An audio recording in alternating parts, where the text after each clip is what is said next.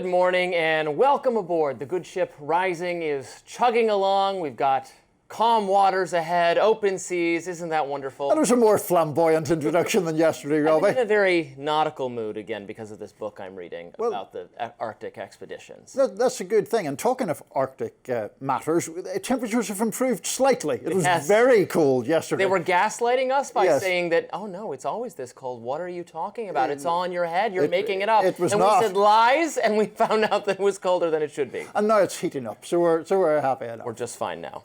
Coming up on Rising, the Views' Sonny Hostin confronted Senator John Fetterman after he voted with Republicans to reopen the government. Also, President Trump and Transportation Secretary Sean Duffy exchanged some tense words online over the shortage of air traffic controllers and other flight issues. And after the verdict in E. Jean Carroll's case against Trump was upheld twice, the president feels he's left with no choice but to appeal to the Supreme Court. But first, Robby, get us started. What is on your radar? Well, affordability, affordability, affordability. That is the word on everyone's minds. I'm glad I pronounced it correctly 3 times. Democrats performed well in last week's elections by focusing on this very theme, which encompasses housing availability and inflation and education costs and childcare and healthcare and so many other things that we're talking about. Now, when they discuss affordability in vague terms, Democrats are even able to avoid the toxic infighting between their progressive left and their moderate factions. No need to relitigate democratic socialism as long as you're sticking to high grocery prices, rent, and so on. The right, the political right, needs to come up with its own answers in terms of the affordability crisis. Here was conservative news host Ben Shapiro offering up one view. If you're a young person and you can't afford to live here, then maybe you should not live here. I mean, that is a real thing. I know that we've now grown up in a society that says that you deserve to live where you grew up, but the reality is that the history of America is almost literally the opposite of that. The history of America is you go to a place where there is opportunity. And if the opportunities are limited here and they're not changing, then you really should try to think about other places where you have better opportunities. Oh, Ben. Now, I like Ben, and if you've been watching Rising these past 2 weeks, I'm taking his side an awful lot in the so-called Groyper Wars, the Tucker-Fuentes feud, whatever we're calling it. And I even agree with him, if you want to get technical about it, that voting with your feet is the best response for young people to dwindling economic prospects. It's absolutely true. If New York or California are becoming unaffordable or unlivable because of failed progressive policies, then try out a saner city, or the suburbs of a city in the Sun Belt, or the Midwest, where I'm from. This is a viable option for more and more young people as work increasingly does become remote. That has downsides, but one of the upsides is this. Now, I know living in an expensive city can feel like a must, and for many young people in certain fields like national media or politics, it is a must. But there are a lot of careers that can be done perfectly well from home, from remotely, in a comparatively affordable suburb. Go give it a try. If you like it, get married there. Start a family. It can be a good option. Shapiro is also right that this has been the American experience since the founding of our great nation, even before. As more land became available to the West, Americans moved that way in search of new frontiers, opportunities, and they formed communities there. We should channel the spirits of our ancestors and do the same. There's a great, comparatively empty interior for this country that's just waiting to welcome young people seeking affordability. The political figures who run those areas should work to make them more enticing to young people. Now, all that said, Shapiro's advice probably sounds like a bit cold and unhelpful for the many, many young people who are frustrated with the Trump administration and perhaps the GOP more broadly for failing to deliver on concrete policies that will make life easier for the people who voted for them. In fact, Shapiro has had this argument before with Tucker Carlson, who made the following point. If you wake up one morning and you find yourself in a society where 23-year-olds with 4-year college degrees and like initiative who aren't smoking weed every day, if they can't make enough to buy a car, much less a home, much less get married, much less have children, then why should you be surprised when half of them say they prefer socialism? Now, that debate took place almost a decade ago, and I think Carlson's point probably resonates with quite a few young people. So let's not be content to say, go west, young man. If we're going to make things better in the here and now, the GOP must champion affordability. We can't yield that to the Democrats. Thankfully, the answer to the affordability crisis is for the GOP to deliver on the promises it's been making for years or even for decades. For instance, The higher education system is not working for young people. College has become an expensive credentialing system that wastes some of the most productive years of young people's lives, fails to prepare them for relevant work, and then straddles them with unsustainable debt. Let's scrap all that. The federal government should stop subsidizing student loans, which have only encouraged universities to raise tuition. Instead, compel the universities to lower their tuition if they want to qualify for research dollars. How about that? If anybody's paying off the debts of college students and graduates, it should be the colleges themselves, not the taxpayers. Making housing more affordable, even easier. Just build more of it. Build, build, build. Build more housing. We need to vastly expand the supply. Cut red tape, kill off zoning laws, ignore the complaints of NIMBY neighbors who are afraid the tall building will ruin the village's precious rustic charm. No, we're done with all that. Same goes for food prices. We know why they're out of whack. Not enough trade. The administration has been too focused on using tariffs for perhaps justifiable national security reasons, but the consequence is everything's becoming too expensive in the here and now. GOP voters might punish the party come midterms if the administration doesn't pay better attention to their concerns. Young people in particular might punish the party. A lot of concern is being paid to older voters to make sure they still get Medicare and Social Security. You know who isn't getting entitlement right now? Gen Z. Trump overperformed with this generation in 2024. He certainly owes them something.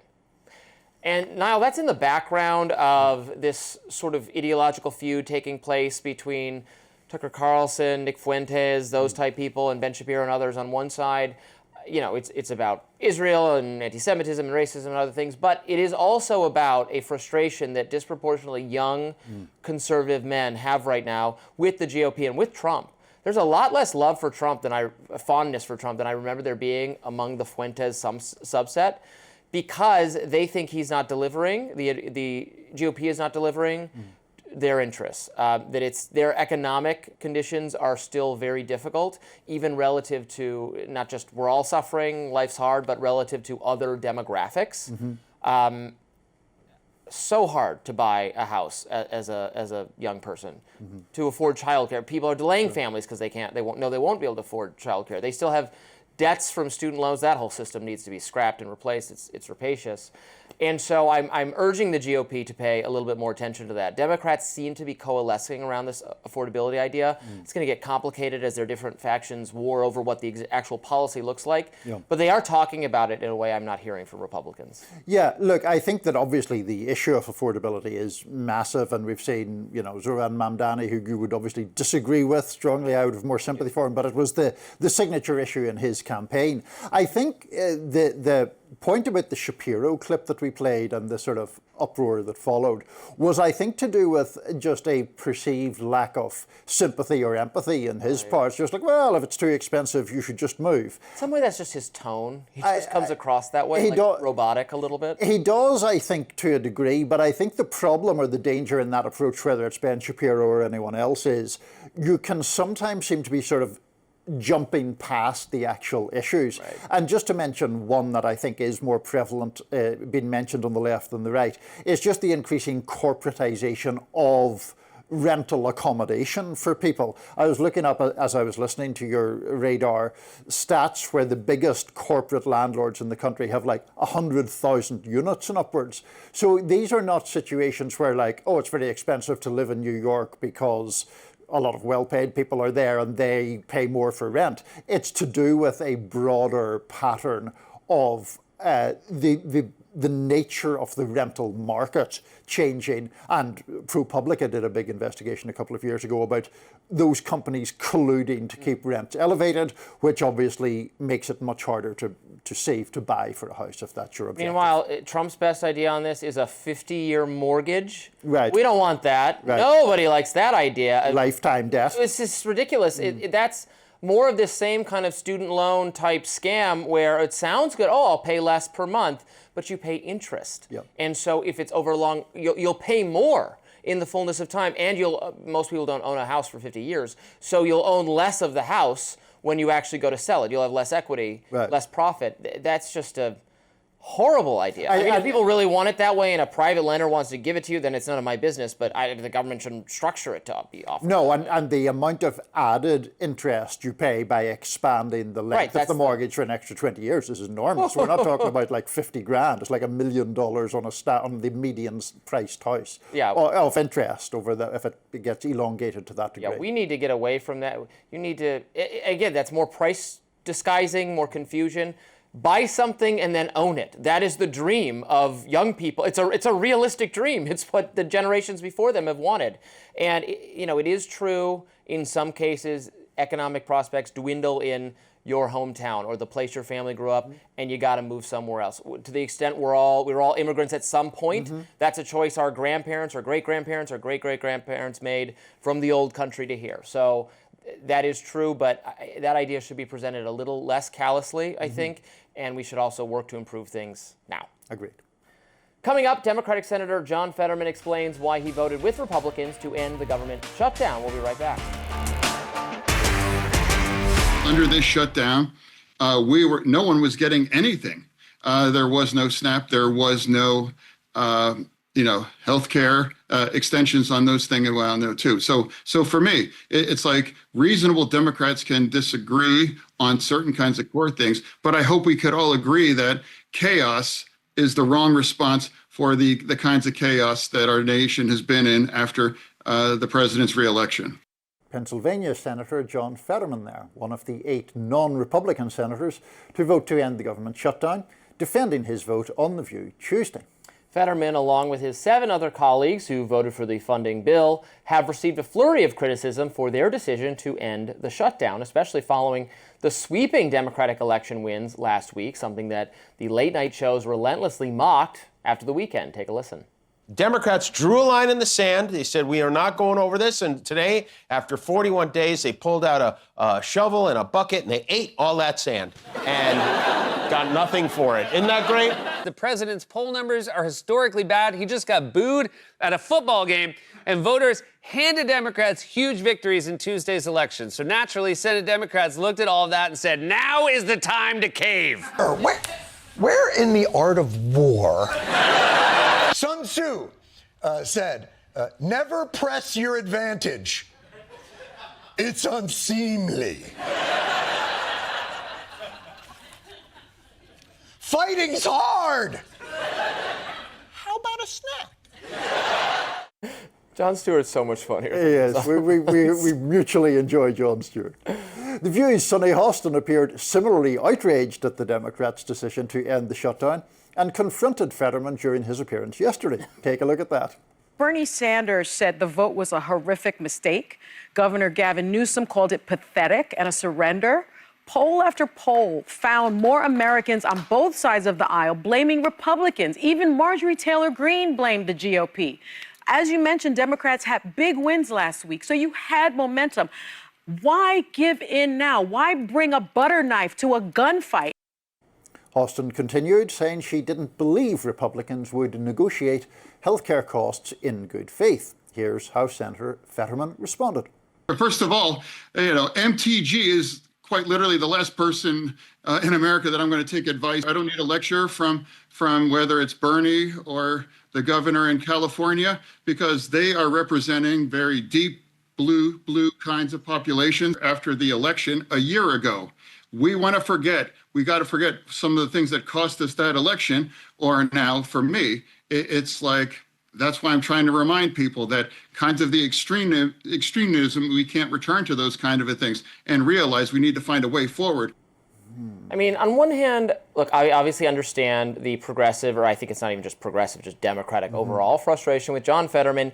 He seemed like and ran as a more economic left populist person and gets along much better with Republicans these days. Right. But he's also clearly paying attention to the political reality that he is a Democrat in a swing state that went red last time. His votes basically mirror that reality. He's very friendly to Republicans because he's in a state they won. Now, most politicians try to, stay alive in terms of being, maybe it'd be the case he wouldn't be able to survive a primary challenge from Democrats, I guess. Then he would probably just become a Republican and win that way. So I think his choices are frankly rational given the political environment he faces. I know that's very frustrating to Democrats, but there just aren't that many seats held by people in enemy territory anymore. Well, so first of all, Fetterman just irritates me, just generally speaking. I know he does. Because, I just think that he sort of postured as this anti-establishment, rebellious kind of figure. Yeah, anti-democratic establishment. It's just he's friendly to Republican establishment. Exactly. He's just this person who plays a Democrat on Fox News now, and a lot of his positions are really very sort of Joe Manchin-like at best. In relation to, the political complexion of Pennsylvania and all that, yeah, I take that point, but in, for example, your home state of Michigan, I know you're not a Gretchen Whitmer fan, but she doesn't, I don't see Whitmer kind of trolling Democrats in the same way that Fetterman does. I certainly don't see the amount of Democratic annoyance with her, or I think Gary Peters is retiring, I think.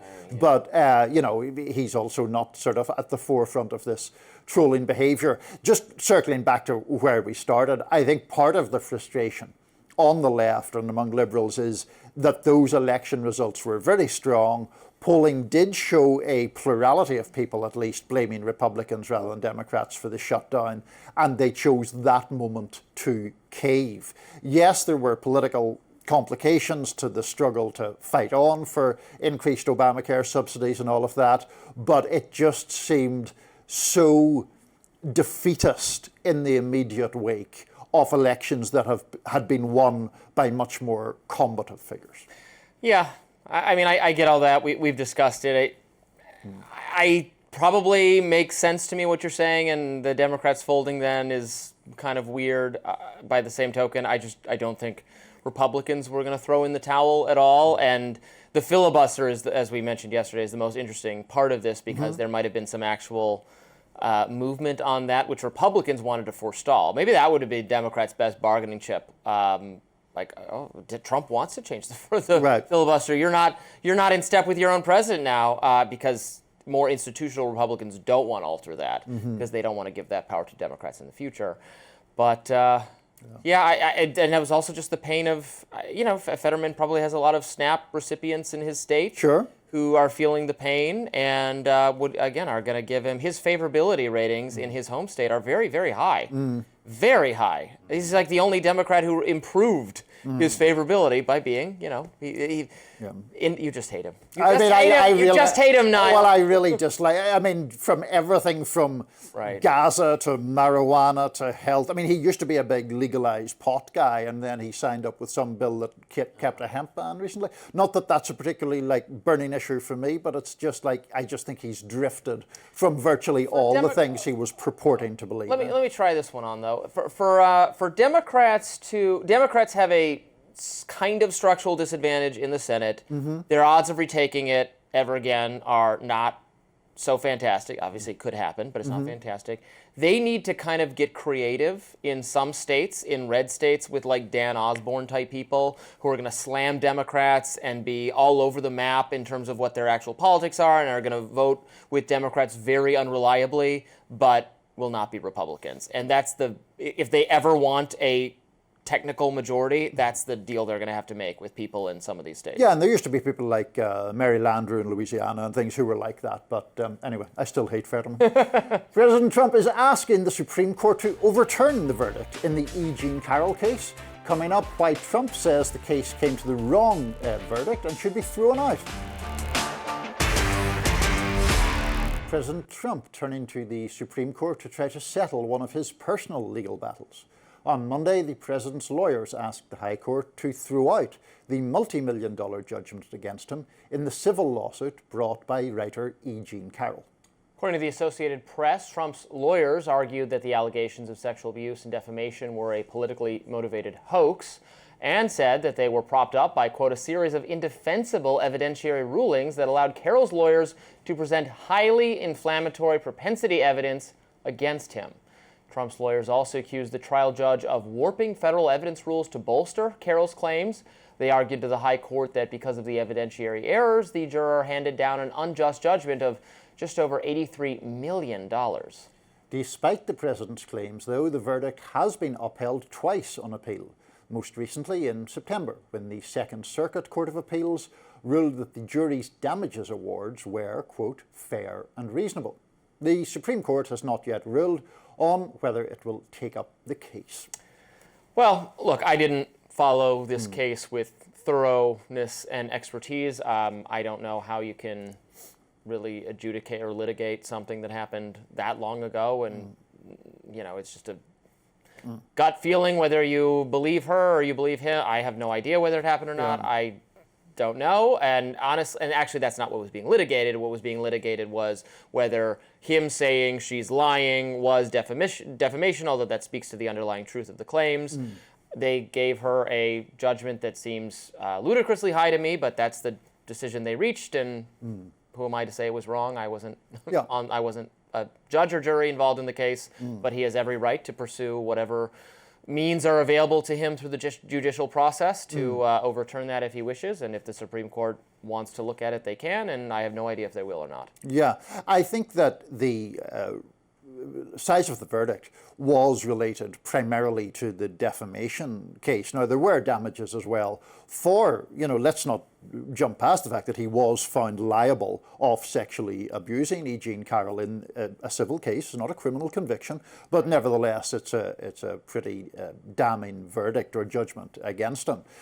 In relation to the case that he's making, I don't really buy it. His argument is that the Access Hollywood tape shouldn't have been allowed, and that testimony from two other women who say they were sexually assaulted by him should not have been allowed.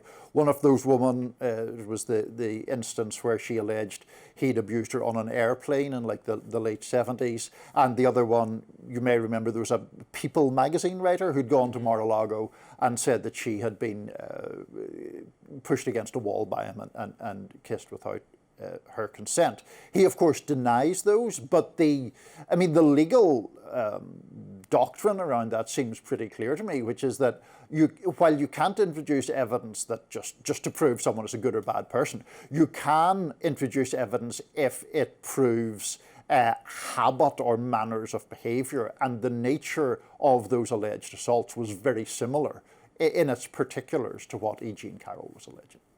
Yeah, I mean, it seems like a little bit of Me Too excess to me, trying to establish whether things from so long ago happened or didn't happen. I have no idea if they did, but E. Jean Carroll and anyone else has the right to pursue their claims in civil cases. I don't think the length of time that has passed minimises the alleged offence, though, right? I mean, the alleged offence is incredibly serious. Well, it doesn't change the seriousness, but I don't know. I don't know how anyone with reasonable confidence can say they know whether it happened or not. And I think it's people just projecting their either a knee-jerk defense of Trump or a knee-jerk believing that everything he was accused of is right. I don't know how you can make a decision one way or the other. And in a civil case, you just have to make a decision with a more likely than not, whereas it's a clear and convincing standard for criminal cases, and I've certainly seen a lot in the campus adjudication of sexual misconduct, that lower threshold being used, the preponderance of evidence used to make some very funky conclusions, in my view. Well, we shall perhaps return to that some other time. Coming up, despite the Trump administration striking a deal on the Israel-Gaza conflict last month, the situation in the Middle East is still pretty grim, and the media's attention to it seems to be dwindling. I'll discuss more of that in my notes next. Stick around. Welcome back to Rising. Niall, what's in your notes today? Thank you for asking, Robby. We talk a lot here on Rising about media failures, bias, sensationalism, hype, and so on. But there's another media flaw that I want to discuss today. That's the propensity of news organisations to turn away from foreign conflict zones as soon as politicians here in Washington declare that conflict over. The situation on the ground is often far more complicated.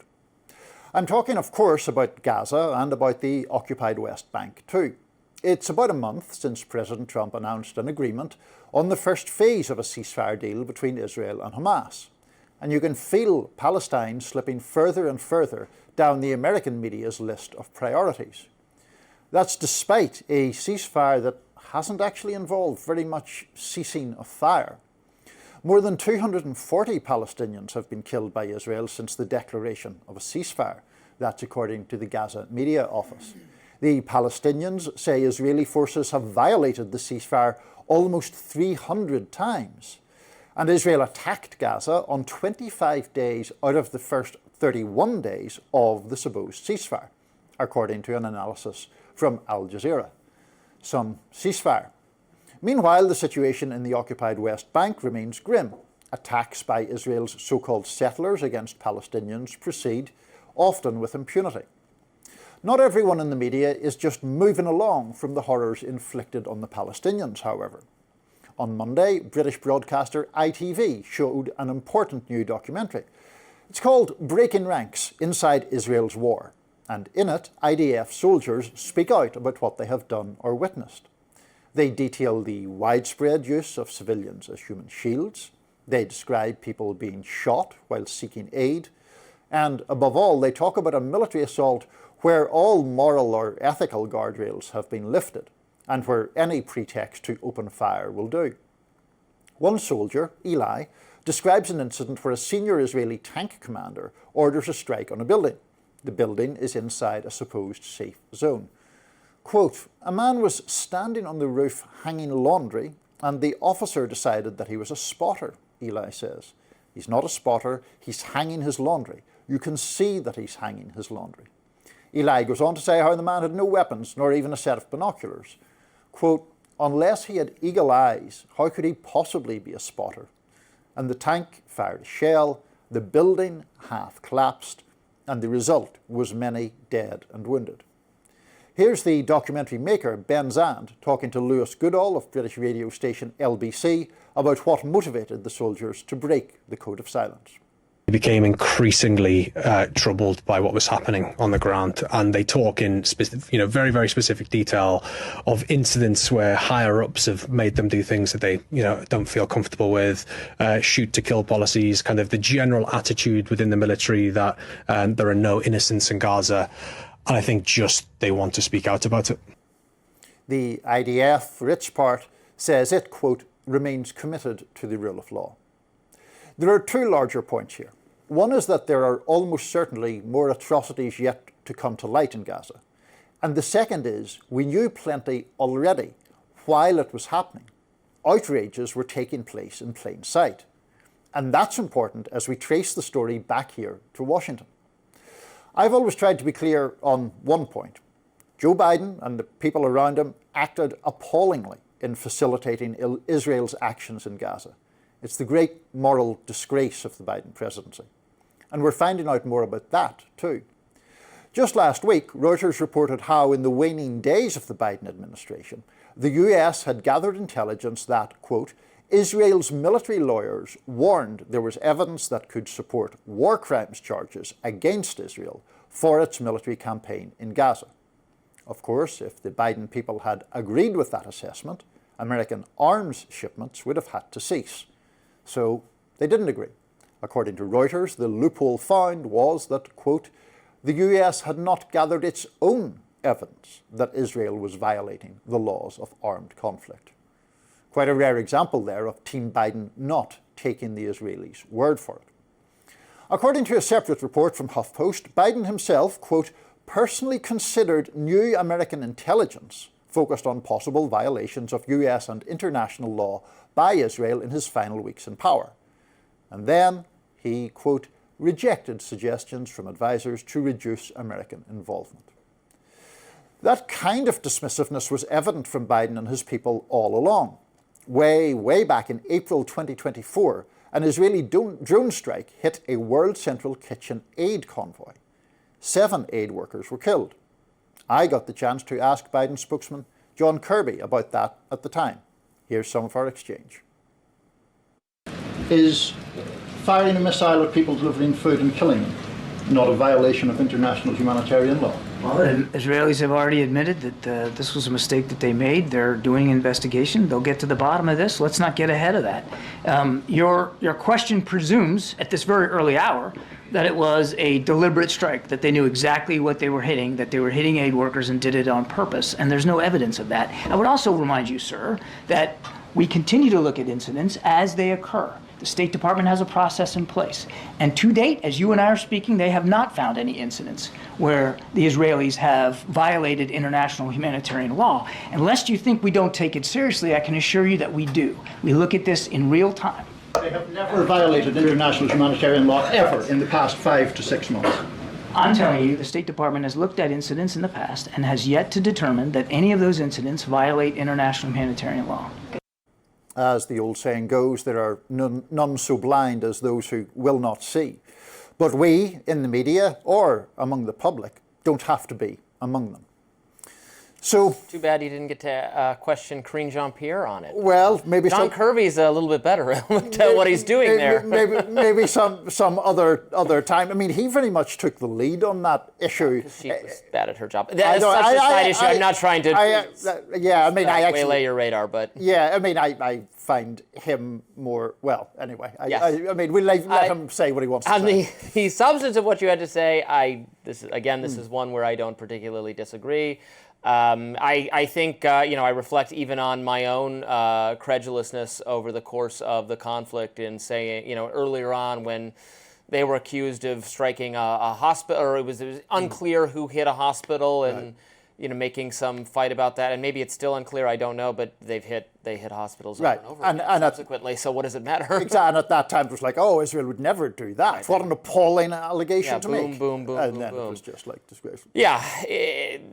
It is appalling, and frankly, a greater and greater number of people on the right are appalled by it as well. Right. And it is the establishment in both parties that were slow to catch on to the way the American people already view this. And when that happens, you get a split in the commentary between establishment people who want to cling to the narrative and people who are actually listening to readers, viewers, voters, etc., and then make a name for themselves and rise in popularity. That's what's happening with some of these more fringe figures on both sides.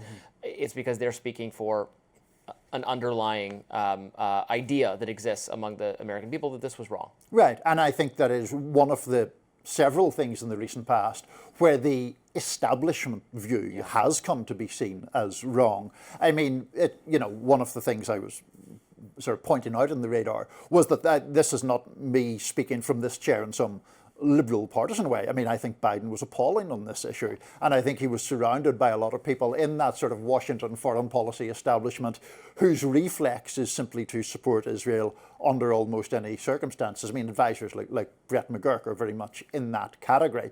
And so it fell to more dissenting or fringe or anti-establishment voices, whether in the media ecosystem or the political ecosystem, to really make the argument against it. And I think those people have been validated by subsequent events. And it looks worse and worse, I think, what the Biden people did, because they were representing an administration that purported to care about things like human rights and international law and actively supporting a campaign that was obviously violating those principles. I mean, I think that Biden just personally was not up to the task of having really tough conversations with Benjamin Netanyahu about what we were going to allow them to do. And not ideologically inclined to do it. Anyway, not ideologically inclined to do it. Well, right, none of these figures are ideologically inclined to do it.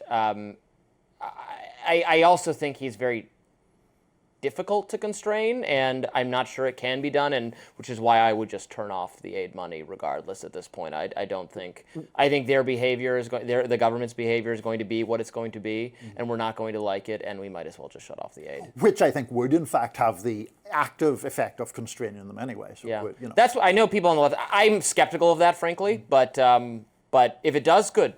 happy to try the experiment out. Let's give it a try and see what happens. Yeah. Next up, Transportation Secretary Sean Duffy and former Transportation Secretary Pete Buttigieg are at odds over the country's shortage of air traffic controllers. Stay with us. Transportation Secretary Sean Duffy traded barbs with his predecessor Pete Buttigieg over the shortage of air traffic controllers and other flight issues. It all started with a lengthy Truth Social post from President Trump on Monday. He wrote in part, "All air traffic controllers must get back to work now. Anyone who doesn't will be substantially docked. For those air traffic controllers who were great patriots and didn't take any time off for the Democrat shutdown hoax, I will be recommending a bonus of $10,000 per person for distinguished service to our country. For those that did nothing but complain and took time off, even though everyone knew they'd be paid in full shortly in the future, I am not happy with you. You didn't step up to help the USA against the fake Democrat attack that was only meant to hurt our country." Buttigieg hit back, writing on X, "The president wouldn't last 5 minutes as an air traffic controller, and everything they've been through and the way this administration has treated them since day one, he has no business, expletive on them now." Duffy then responded to Buttigieg, writing, "Give me a break. You were basically AWOL at the Department of Transportation. I spent my whole day dealing with your neglect and cleaning up your messes. Sit this one out." Trump then also invoked Buttigieg's name during an Oval Office presser this week. Here's the president's response to a reporter asking him if air travel will go back to normal after the shutdown. It'll be much better than normal because we're buying the most sophisticated avionics and, technology for our control towers. And we didn't have that. We had a guy named Buttigieg. Edge, they say is the best way. Just say two edges, like off the edge of a cliff, which is where they were taking us, by the way. And here was Buttigieg's response to that. Now, other than mostly pronouncing my name right, everything he said was wrong. He told a story about what's going on with air traffic control, which was both false and confusing. He just made a bunch of up about air traffic control. This is a system that was in pretty rough shape by the time he lost in 2020 and we took it over. So we improved it, including launching a long-term communications fix that is still underway that he is now passing off as his idea. And thanks to our work, this year he became the first president in decades to inherit an air traffic control workforce that was actually growing instead of shrinking. I mean, I'm not, as you know, the biggest Pete Buttigieg fan in the world. Nor am I. No, there's some elements of him that I find sort of slightly irksome, and I'm never quite sure exactly what he believes, although I think he's a very good TV communicator in particular. But, I mean, I would bet quite a lot of money that his account of what happened is probably more accurate than Trump's, given Trump's propensity to give very misleading accounts of things. Wasn't there a big air traffic control related collapse during Buttigieg's time in charge? Wasn't that a holiday, or not specifically air traffic controls? Do you know what I'm There were disruptions Massive during some disruption. holiday. He presided over, so I don't think he should be championing his record. But isn't his point that the thing was in what he termed rough shape when he started off and he was trying to improve it? I mean, maybe. Trump, I mean, we probably don't want to divert completely into the weeds of technicalities over air traffic control, but Trump's propensity, I mean, we were just talking about it yesterday on another topic about SNAP benefits, where he just says some combination of complete nonsense and hyperbole and gets around it that way. I suspect Buttigieg is telling the truth on that point. I don't think, look, they should all get back pay, and that's fine.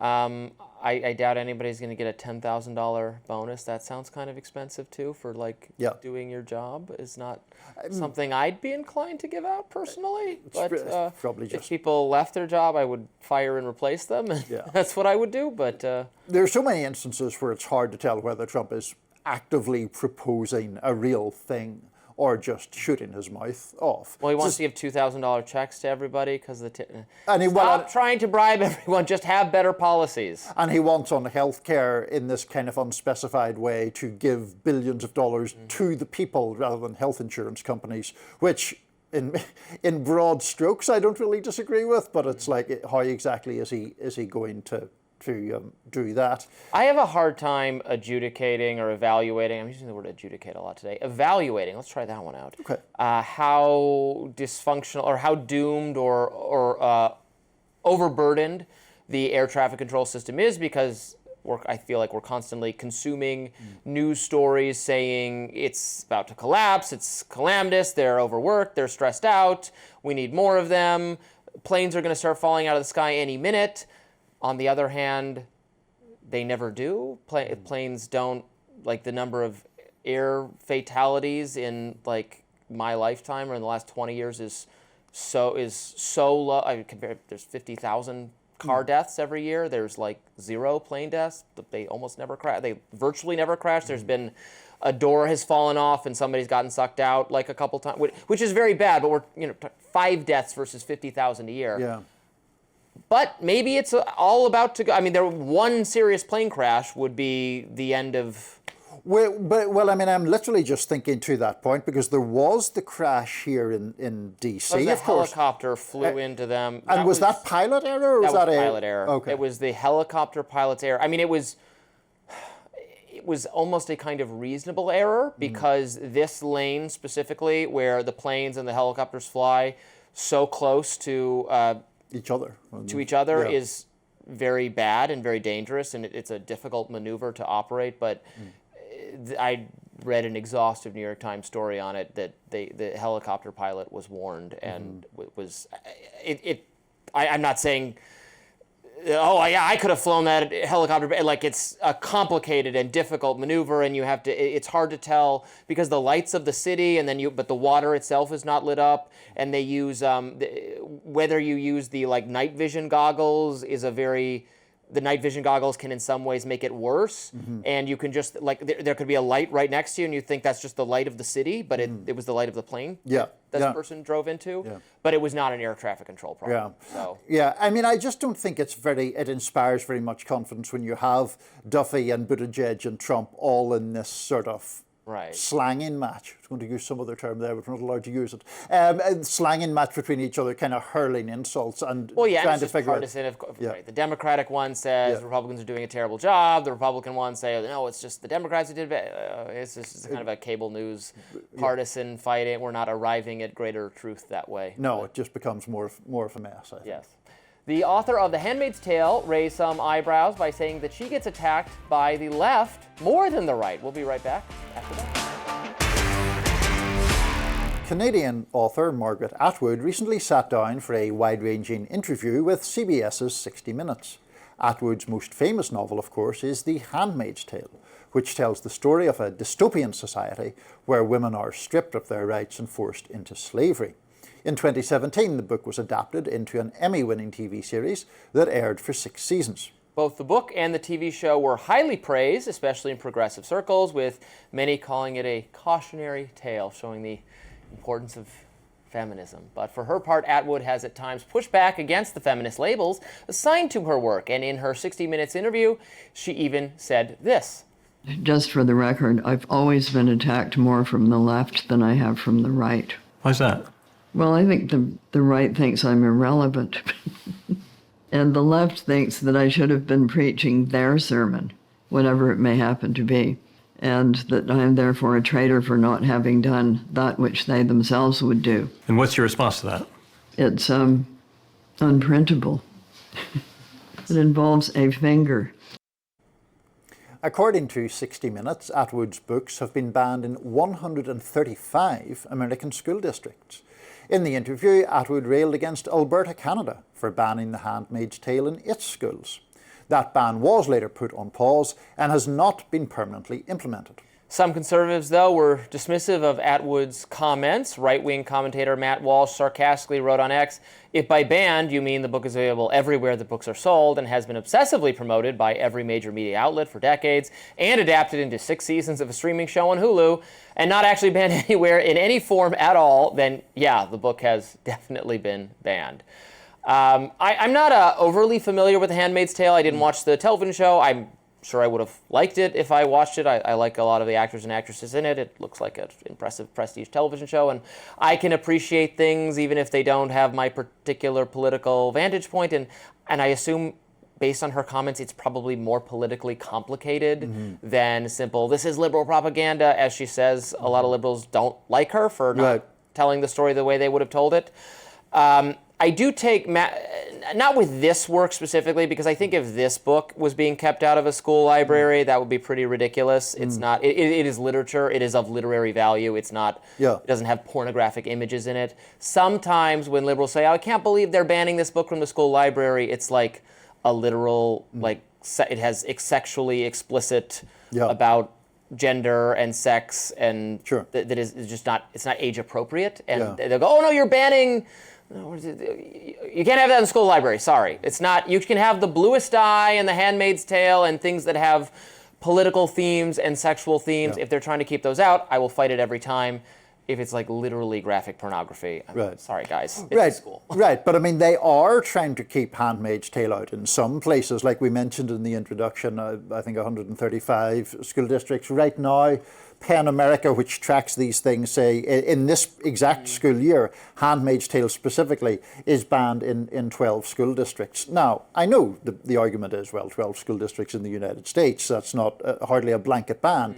But I also think Matt Walsh is kind of firing up outrage where there really isn't any. It's perfectly legitimate to describe a book as banned when it has been banned in certain places. If it's literally, they took it out of like they had it in the school library, but there are some cases, maybe that's not these cases. I know I followed, or people have quibbled with the PEN America data in case where it's, this was taken out of the curriculum. When it's like, well, they want to teach a different book this time. It's not, they're not saying you can't read it, it's just, they have to do some level of curation, right? And it's not always it's not banning it necessarily to say, we're going to use we're going to do Great Gatsby instead of Mice and Men this year. Do you know what I mean? Yeah, I mean, I know that's the case, but I do think that there is a history of that book being banned for reasons that I would not consider legitimate, but would consider sort of ideologically or it's always ironic when they ban books that are themselves about censorship, like 1984 has been a heavily banned, but Fahrenheit